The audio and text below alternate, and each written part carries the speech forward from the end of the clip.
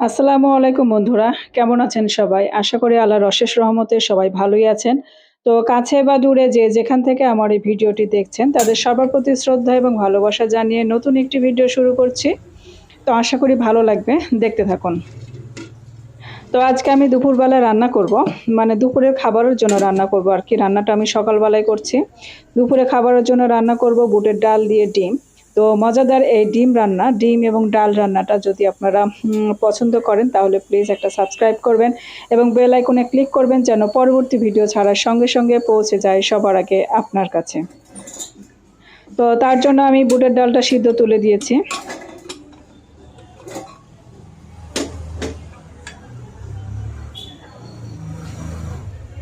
তো বুটের ডালটা আমি সিদ্ধ তুলে দিয়েছি। তো বুটের ডালটা সিদ্ধ দেওয়ার সময় আমি এখানে হলুদ, মরিচ এবং লবণ দিয়েছি, পরিমাণ মতো দিয়েছি। আর দিয়েছি 2টা লবঙ্গ, 2টা দারুচিনি, 2টা লবঙ্গ, 2টা দারুচিনি, একটা তেজপাতা এবং 2টা সাদা এলাচ দিয়ে আমি ডালটা সিদ্ধ করে নিয়েছি। সিদ্ধ করে নেওয়ার পরে এখন আমি ডালটা তেলানি দেব। তো ডালটা তেলানি দেওয়ার জন্য আমি এখানে দিয়ে দিচ্ছি 1/4 কাপ পরিমাণে সরিষার তেল। সরিষার তেল দিয়ে ডাল রান্নাটা করলে বেশি মজা হয়, তো সরিষার তেল দিয়েই করাটার চেষ্টা করবেন।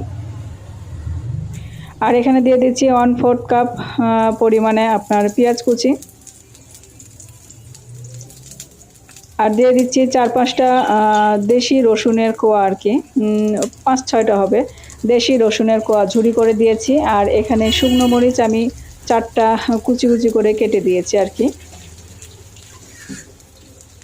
তো এই ডাল রেসিপিটা আপনারা শুকনো মরিচটা তেলানিতে দেওয়ার চেষ্টা করবেন, তাহলে এর ফ্লেভারটা এবং স্বাদটা অনেকটা ভালো আসবে।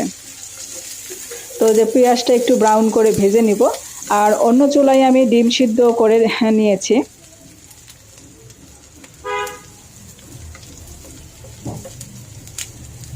ডিম সিদ্ধটা করে আমি আলাদা করে আমি আর কি ডিমটা ভেজে নিয়েছি। তো সেই অংশটা আর কি দেখায়নি। তো আমার পেঁয়াজটা যখন ব্রাউন হয়ে এসেছে তখন আমি এখানে দিয়ে দিচ্ছি ডালের 5 মশলা, যে 5 ফোড়নটা আমরা ব্যবহার করি ডালের। তো সেই 5 ফোড়নটা দিয়ে দিলাম। আর এখন আমি দিয়ে দিচ্ছি বুটের ডালগুলো। তো বুটের ডালগুলো বেশি পানি দিবেন না, এই যে এরকম ঠিক মাখা মাখা সাইজের ডাল হবে। তো এতে মাখা মাখা ঘন ডালটা হলে সে ডালটা খেতে বেশি ভালো লাগবে। আর আমি ভেজে রাখা ডিমগুলো এখন আমি দিয়ে দিচ্ছি ডালের ভিতরে।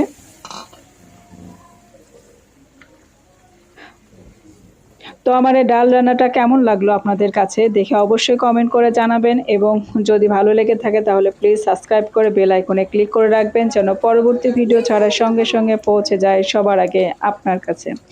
আর যারা নতুন রাঁধুনি আপু আছেন তাদের তো আসলে অনেক উপকারে আসবে আমার এই সহজ এবং নতুন নতুন রেসিপিগুলো, এবং খুব সহজ, মানে প্রতিটা রেসিপি আমি খুব সহজ এবং ঘরোয়া মশলা দেখানোর চেষ্টা করি যেন প্রত্যেকটা আপু বা ব্যাচেলার ভাইয়েরা যারা আছেন তারা যেন প্রত্যেকে ঘরে রান্না করে খেতে পারেন।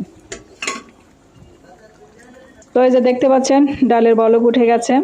এখন আমি এখানে পেঁয়াজ বেরেস্তা দিব একটু। আমার পেঁয়াজ বেরেস্তা যেহেতু খুব ভালো লাগে তাই আমি পেঁয়াজ বেরেস্তাটা আমি বেশিরভাগ রান্নায় দেওয়ার চেষ্টা করি। আর যদি পেঁয়াজ বেরেস্তাটা আপনার কাছে ভালো না লাগে তাহলে আপনি এটা স্কিপ করতে পারেন, এই পেঁয়াজের বেরেস্তাটা অপশনাল।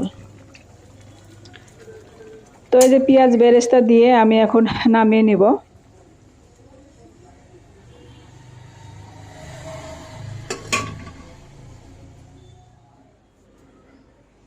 তো এই যে খাবার জন্য আমি বাটিতে ঢেলে নিচ্ছি আর কি।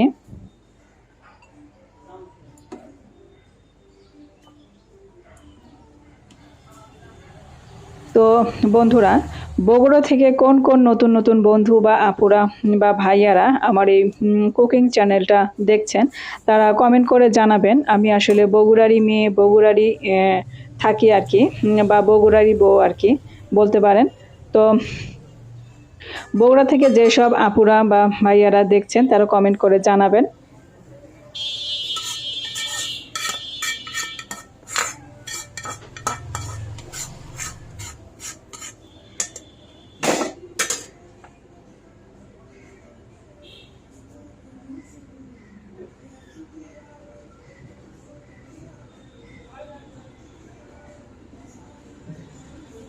তো তো বন্ধুরা, সবাই ভালো থাকবেন, সুস্থ থাকবেন এবং এই মজার মজার রান্নাগুলো এবং সহজ মজার কিন্তু সহজ রান্নাগুলো আপনারা ট্রাই করবেন।